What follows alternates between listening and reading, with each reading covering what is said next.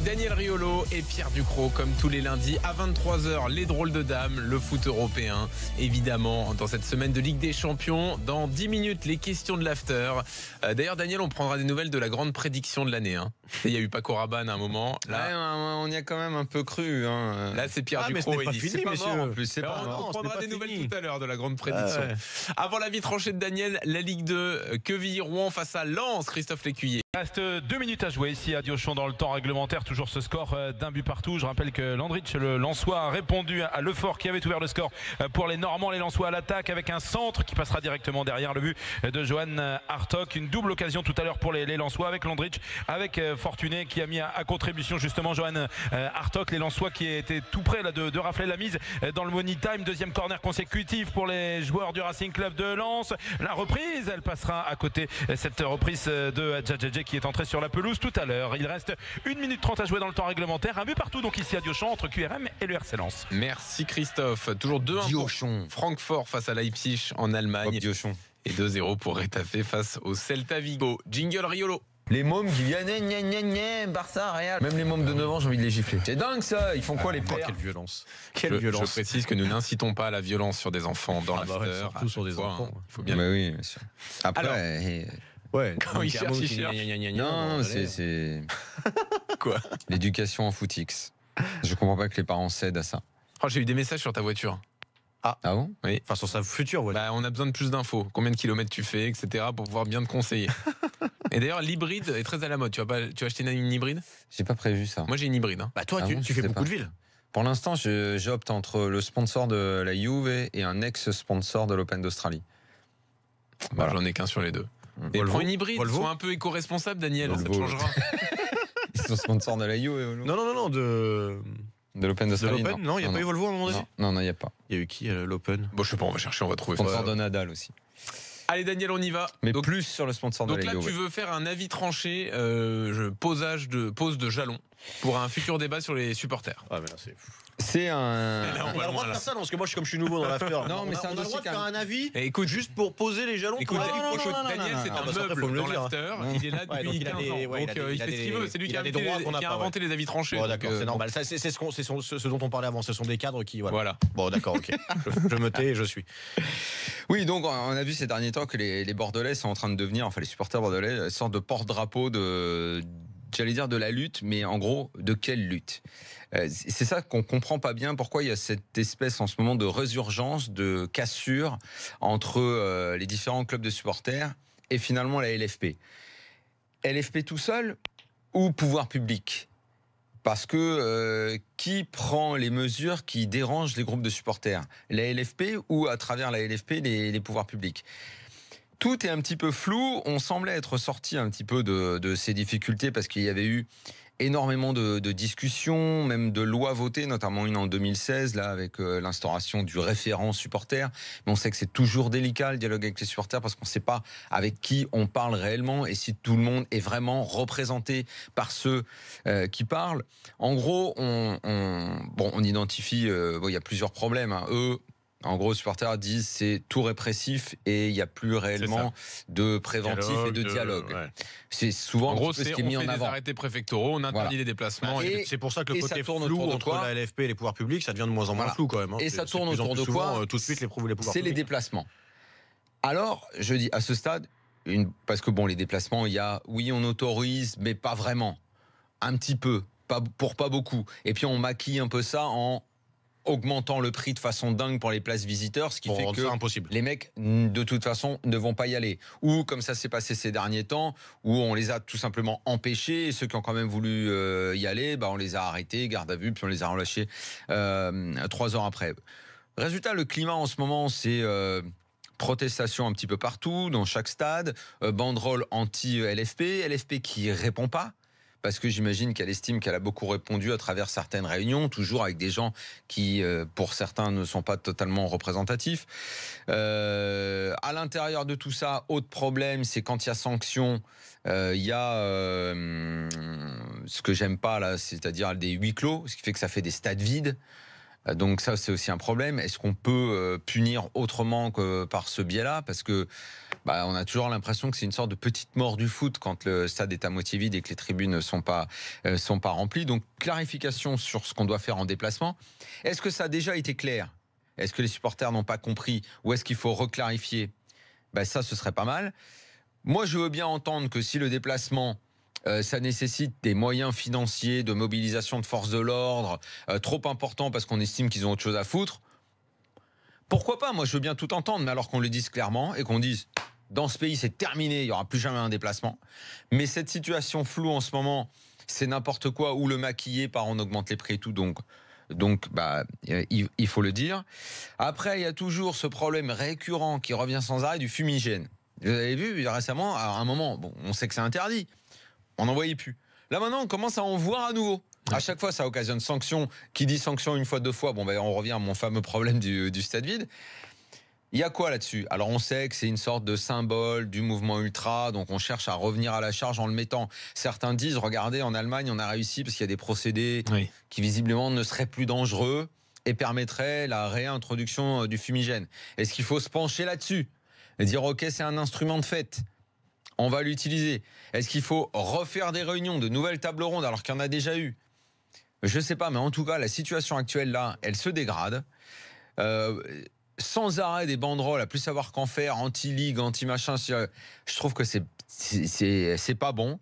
Donc il va falloir. C'est leur moyen de s'exprimer, malheureusement. Bien sûr, mais moi je dis pas qu'ils doivent pas s'exprimer. Ils en ont plus d'autres. Mais j'ai l'impression qu'il va falloir se remettre à table à nouveau et régler ça.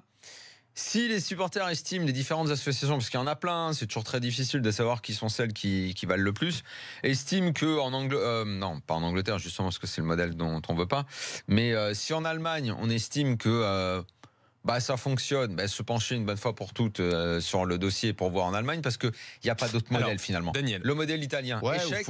Espagne, c'est très particulier, et Angleterre, ils n'en veulent pas. Daniel, faire un mix. Nous faisons une petite pause dans cet avis tranché. J'ai fini. T'as fini, ça tombe bien. Pierre va pouvoir réagir, mais juste avant, on file en Ligue 2. Quevilly-Rouen, Lens, Christophe Lécuyer. Ah oui, avec une fin de match complètement folle ici, et le Racing Club de Lens qui arrache la victoire au bout du temps additionnel. Le corner frappé par Kevin Fortuné, la tête de Clément Chantôme qui saute plus haut que tout le monde dans une Chantôme, mais que devient Chantomas qui offre la victoire au Racing Club de Lens. Victoire évidemment importante pour les 100 et or ce soir ici en Normandie. Des Lensois qui étaient menés au score suite à l'ouverture du score signé Lefort à la 30e. L'égalisation de Landrich à la 62e et Clément Chantôme donc pour le but de la victoire à la 90e plus 3. C'est un vrai ouf de soulagement pour le RC Lens qui prend véritablement ses distances sur la zone rouge qu'occupe toujours QRM ce soir. Merci Christophe, bonne soirée. Clément Chantôme qui est juste le successeur de Pierre Ducrot, milieu de terrain, formé au PSG. Lui aussi à un moment était un chouchou pas bon, Clément Chantôme. Il n'est pas la comparaison. Ah oui. Sauf que lui après il a eu des attitudes, des comportements que toi t'as pas eu. Toi t'es resté clean. On va en reparler, mais toi il est trop fort pour être un chouchou pas bon, c'est ça ? Non, ce que je veux dire, c'est que c'était le gars du club. Il a toujours été adoré au parc. Ah oui. Oui, mais parce que c'était un gars du club. Généralement, ces mecs-là ont des statuts, mais après, bon. Non, mais on lui a pas tapé dessus. Il a quand même gâché sa carrière, le gars. Il a fait des choix qui étaient aberrants. Non, ou alors c'est que j'ai toujours pas compris le principe du chouchou pas bon, mais il a jamais été critiqué au PSG, par les supporters du PSG. Non, mais pourquoi des critiques ? Parce qu'on m'a dit que le chouchou pas bon, c'est quelqu'un sur qui on avait tapé un petit peu. Non, mais qui fait pas partie des meilleurs. C'est le gars qui fait pas partie des meilleurs. Mais non, mais j'ai l'impression que c'est un truc. Il est rigide sur le principe. Oui, pour moi, c'est rigide tout court, Daniel. Tu le sais. Bon alors, repartons sur les supporters. Pas bon. On fera une émission spéciale. Mais attends, Chantôme, il s'est gâché. En même temps, il avait peut-être pas le niveau pour être si fort. À un moment, s'il bosse, c'est le symptôme formé au PSG. On te donne des responsabilités vides, donc on est persuadé que tu seras un grand joueur. Mais après, non, écoute. En 2013, il est titulaire un paquet de fois. C'est pas le plus naze le soir à Barcelone dans le match du 1 partout. Je crois même qu'il doit jouer le match aller, le 2-2.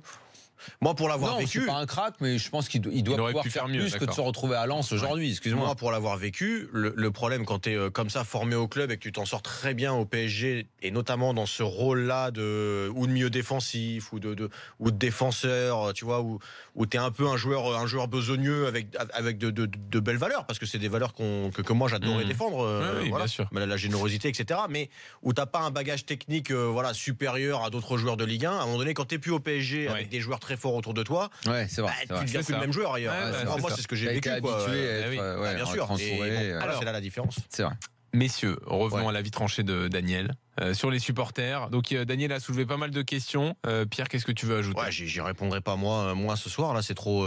Bien sûr que c'est trop compliqué et que ça mérite forcément pas une table ronde, mais plein de tables rondes entre les différents acteurs. Moi, j'ai même plus l'impression que ce soit flou au niveau de la répression. Moi, j'ai l'impression que c'est les pouvoirs publics maintenant qui ont pris ça en main et puis qu'on fait plus trop de détails, quoi. Voilà, au lieu d'essayer d'arranger les uns et les autres pour créer effectivement de belles ambiances dans les stades, etc. D'essayer d'entourer des déplacements de supporters qui peuvent être parfois compliqués à entourer. On a décidé plutôt de tout interdire, le tout répressif qu'on voit en ce moment. Mais c'est un constat, on n'invente rien. Donc voilà, les solutions, c'est déjà de réinstaurer un dialogue qui n'existe plus du tout. Voilà pourquoi on a des banderoles de plus en plus souvent et de plus en plus longues dans les tribunes, avec des messages. Bientôt, on n'aura plus le temps, on n'aura plus suffisamment de 90 minutes pour le lire, le message, tellement c'est long maintenant, mais parce que les groupes de supporters n'ont plus d'autres moyens que celui-là pour que ce soit vraiment visible. Alors oui, ils peuvent faire parfois des interventions dans les médias, mais pour que ce soit visible lors d'un match de foot de tous les acteurs du football, c'est ce moyen-là, voilà. Donc, à part une vraie volonté de la Ligue et des instances de renouer un dialogue et de créer quelque chose, mais pour ça, il faut vraiment qu'il y ait une volonté de le faire, qu'ils aient envie de revoir des stades pleins avec, pourquoi pas, quelques fumigènes de façon maîtrisée, pourquoi pas autre chose. On va prendre l'avis de Romain, Pierre, qui nous rejoint au 32-16. Salut Romain. Ouais. Bonsoir tout le monde, vous allez bien? Ça va très bien. Romain, supporter de Marseille donc, on l'entend sur le bonsoir. Qu'est-ce que tu veux rajouter à ce qu'a dit Daniel et Pierre? C'est vrai que c'est quand même un débat qui prend de plus en plus d'ampleur et c'est quand même déjà quelque chose de dommage parce qu'on ne devrait pas parler de nos supporters dans ce sens-là. Et puis la première des choses que je trouve très dommageable, c'est qu'on aime communiquer sur le fait qu'on a des tribunes où il y a de l'ambiance, on aime communiquer sur le fait que quand on vient à Marseille, vous pouvez demander à tous les supporters de France et tous les joueurs. Je ne pense pas faire du chauvinisme en disant que c'est une des plus belles ambiances de France, mais tout ça, on sait que ça a un coût, que ça prend du temps, et il faut penser aussi que quand on sanctionne des supporters, bien évidemment que la faute est constatée, mais on sanctionne une minorité. Le petit pépé qui n'a pas les moyens de se payer un abonnement à 500 € à Jean-Bouin ou à Gagné au Vélodrome, qui va payer son abonnement 160 € en virage, il va s'asseoir tranquillou sur le côté du virage et on va le priver d'un match sur deux pour quelques personnes qui ont sorti des fumigènes. C'est ça déjà qui est dommageable. J'ai l'impression que la sanction, elle tombe automatiquement et comme vous le disiez très justement, sans aucun dialogue et on n'a pas trop bien l'impression de comprendre. Et ça, on l'a vécu étant enfant. Quand c'était un délai, on n'a pas l'impression de comprendre pourquoi, on n'a qu'une envie, c'est de refaire la même chose. Alors que si en face, il y a un dialogue et que la personne ne nous déçoit pas, on n'a pas envie de la décevoir. Si la Ligue dit, voilà, on va vous aider pour les typos, qu'est-ce que vous comptez faire? On peut peut-être aller mettre la main à la poche. Moi, je suis d'accord avec toi, Romain. Il faut qu'à un moment, les mecs disent clairement ce qu'ils veulent, comme ça, au moins, après, voilà. Est-ce que tu as vu, t'étais au Vélodrome hier soir? Oui, j'étais. Tu as vu la banderole qui n'a pas été montrée, évidemment, à la télé parce que c'est interdit. Moi, je vous dis la vérité. Tu veux que je la lise, Romain, ou pas? Tu veux que je lise la banderole? Vas-y, Lila.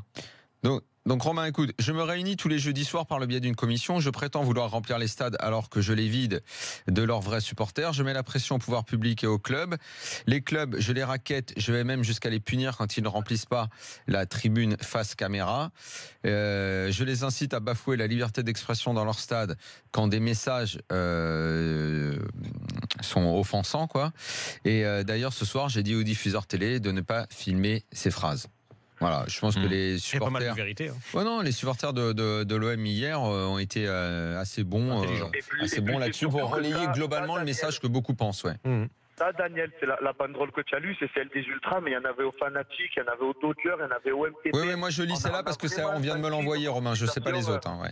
Et vous savez, moi, ce qui m'impressionne le plus, et je pense que toi, Daniel, c'est assez rigolo de faire ça. Je parlais la dernière fois justement du joueur de l'équipe adverse qu'on aimerait posséder, par exemple, à l'OM. Il y a cette petite solidarité.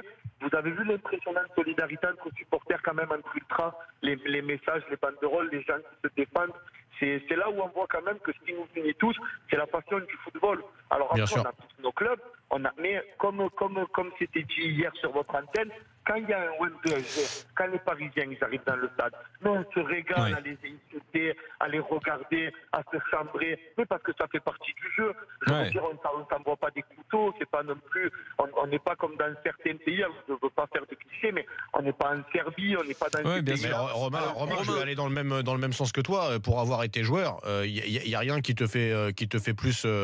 Je vais pas dire le mot parce que c'est pas beau à la radio, mais kiffer, voilà, que de jouer. Alors soit à domicile, effectivement, quand t'as la chance à domicile de jouer dans un stade plein, soit dans une grosse ambiance, soit à l'extérieur où t'as des stades comme le Vélodrome, comme Lens, comme Saint-Etienne, où effectivement on t'attend et on te hue et on te crie, parce que pourquoi, quand tu joues, c'est ce qui te fait vibrer, et vous supporters, c'est ce qui vous plaît aussi. Romain, merci d'être venu au 32-16. On va continuer quelques secondes la discussion puisqu'on a pas mal d'appels au 32-16 sur le sujet. On va donner la parole notamment à un supporter de Bordeaux dans quelques secondes. À tout de suite dans l'after sur RMC et sur BFM Sport.